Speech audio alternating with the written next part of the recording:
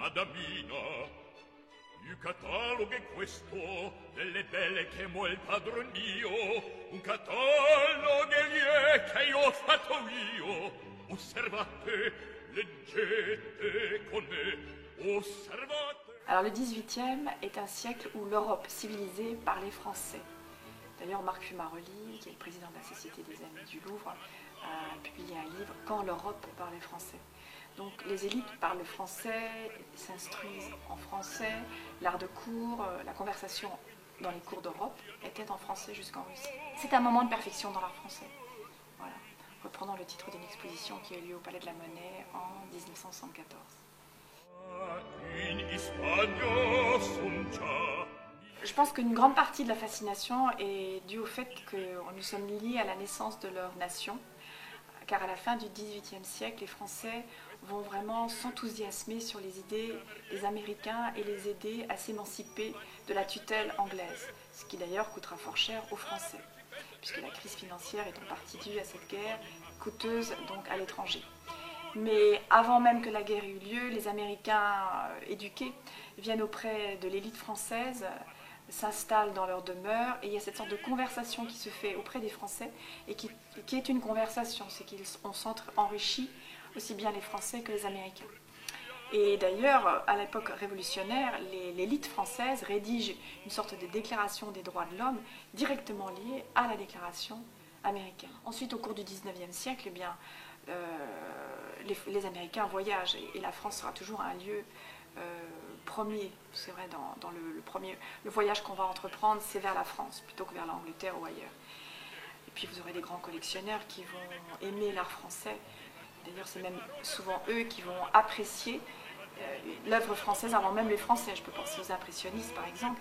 Les grands acheteurs vont être finalement des Américains avant même d'être des Européens. Le musée du Louvre accueille plusieurs millions de visiteurs américains par an. Sur 8 500 000 visiteurs, 20% de ces visiteurs sont américains. Donc c'est quand même très impressionnant. On peut dire qu'on est le plus grand musée américain. Enfin, donc on se sent responsable un petit peu de bien les recevoir.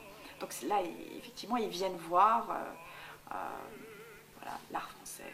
Enfin, pas que l'art français d'ailleurs, parce que le Louvre montre l'art européen. Et d'ailleurs, le Louvre aimerait beaucoup avoir plus d'art américain.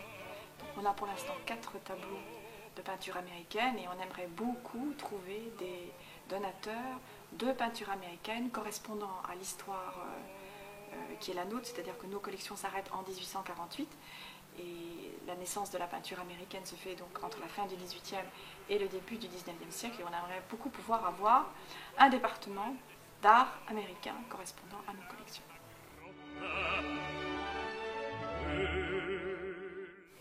Alors, mon peintre américain favori, c'est le peintre Sargent, qui est bien représenté dans les musées américains et même dans les collections européennes, et l'œuvre que j'ai choisie pour votre question, ce sont les enfants de M. Darley Boyd, dont le grand tableau est situé au musée de Boston aujourd'hui.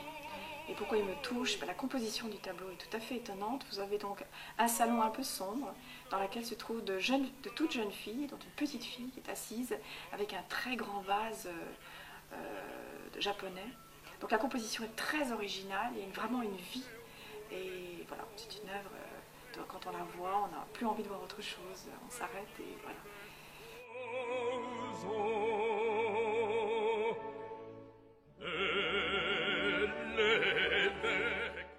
Alors le Metropolitan Museum à New York, oui, certainement. C'est un lieu de pèlerinage pour moi. Au cours de chaque voyage, même si c'est court, je vais passer 1 heure, 2 heures dans les galeries et retrouver des œuvres qui deviennent de vieux amis. Le tableau de David, qui est pour moi un chef-d'œuvre de la peinture française du XVIIIe siècle, de tout à fait la fin du siècle. On voit le couple Lavoisier, ce savant français, qui d'ailleurs sera guillotiné à la fin du XVIIIe siècle. C'est une œuvre qui respire l'intelligence. C'est une de mes œuvres préférées au Metropolitan Museum. Se sia brutta, se sia bella, se sia ricca, brutta, se sia... Énergie. J'ai pas changé.